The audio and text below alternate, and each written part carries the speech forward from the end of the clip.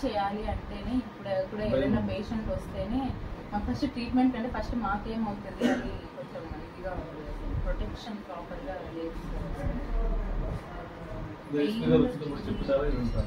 Sir. అదే superintendent sir ఇలా మొత్తం ఒక అతను వచ్చేసి డోర్ క్లోజ్ చేసుకున్నాను. ఆయన మనం 100 ఫోన్ చేసి ఇన్ఫార్మ్ చేసే లోపల వాళ్ళు ఒక పోస్ట్ వచ్చేసి వేసుకొని అట్లా వెనక అక్కడ స్టాండ్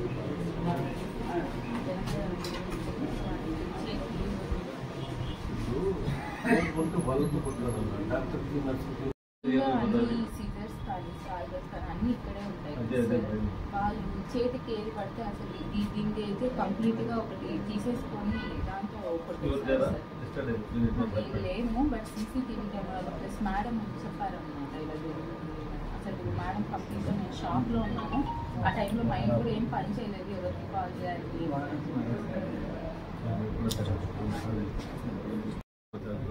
హాస్పిటల్కి మీరు లేరంటే ఇక్కడ మాట్లాడి మేడం ఇన్సిడెంట్ చేసింది మాట్లాడతాను.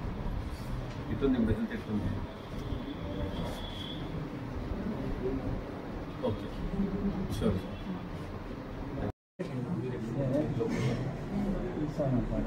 ఒకటి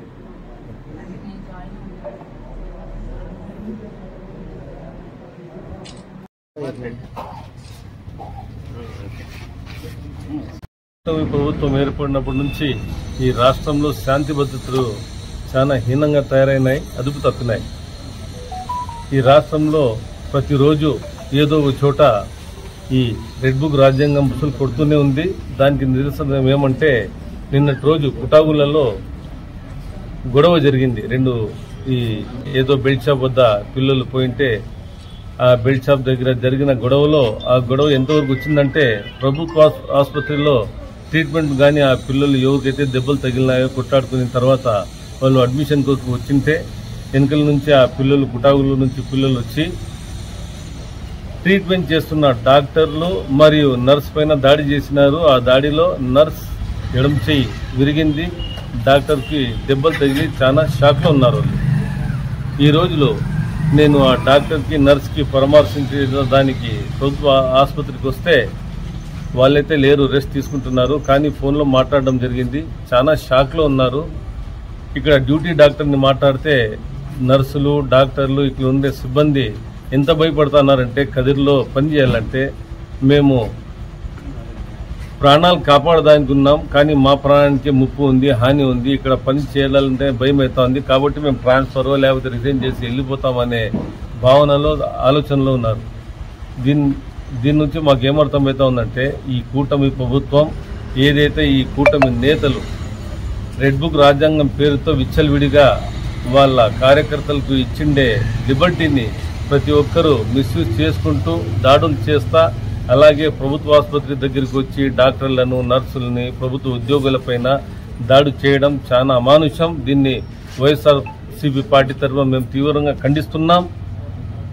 ఈ డిస్ట్రిక్ట్ కలెక్టర్ గారికి, ఎస్పీ గారికి, అలాగే కదిరి డిఎస్పీ సిఐ గారికి మేము రిక్వెస్ట్ చేసేది ఏమంటే వెంటనే మీరు ఎవరైతే ఈ దాడి చేసినారో డాక్టర్ పైన నర్స్ పైన అలాగే ఈ కొట్లాటకు ఎవరు కారణమైనారో వాళ్ళని ఇమ్మీడియట్గా అరెస్ట్ చేసి మీరు తగిన యాక్షన్ తీసుకుంటారని మేము భావిస్తున్నాం. మీ పైన మాకు నమ్మకం ఉంది. మీరు ఎట్టి పరిస్థితుల్లో వీళ్ళని వదలకుండా తప్పు చేసిన వారికి శిక్ష పడేలా చేయాలని మిమ్మల్ని మేము అభ్యర్థిస్తూ ఈ చర్యని మేము తీవ్రంగా ఖండిస్తున్నాం. డాక్టర్తో మాట్లాడిన తర్వాత మనకైతే చాలా బాధ అవుతా ఉంది, ఎస్పెషల్లీ నాకు.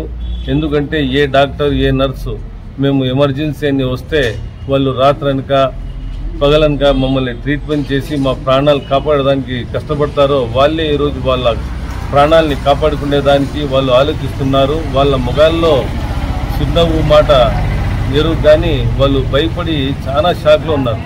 కాబట్టి పోలీస్ వ్యవస్థ తప్పకుండా వీళ్ళని యాక్షన్ తీసుకొని రక్షణ ఈ హాస్పిటల్ కానీ ప్రభుత్వ ఉద్యోగాలు ప్రతి డిపార్ట్మెంట్లలో యాక్షన్ వాళ్ళని సెక్యూరిటీ ఇస్తారని మేము ఆశిస్తున్నాం. అలాగే కూటమి నేతలు ఇవి మానుకోకపోతే రానున్న రోజుల్లో మన పార్టీ వైఎస్ఆర్సీపీ పార్టీ మేము మన నాయకులు జగన్మోహన్ రెడ్డి గారు మేమంతా తప్పకుండా చాలా తీవ్రంగా నిరసనలు చేసి ఇలాంటివి మళ్ళీ పునరావృతం కాకుండా మీరంతా చూడాలని మిమ్మల్ని హెచ్చరిస్తున్నాం. కాబట్టి ఈ చర్యను మేము తీవ్రంగా ఖండిస్తూ ఇక్కడ వచ్చిన ప్రతి ఒక్కరికి సానుభూతి పరులందరికీ నేను కృతజ్ఞత తెలియజేసుకుంటున్నాను.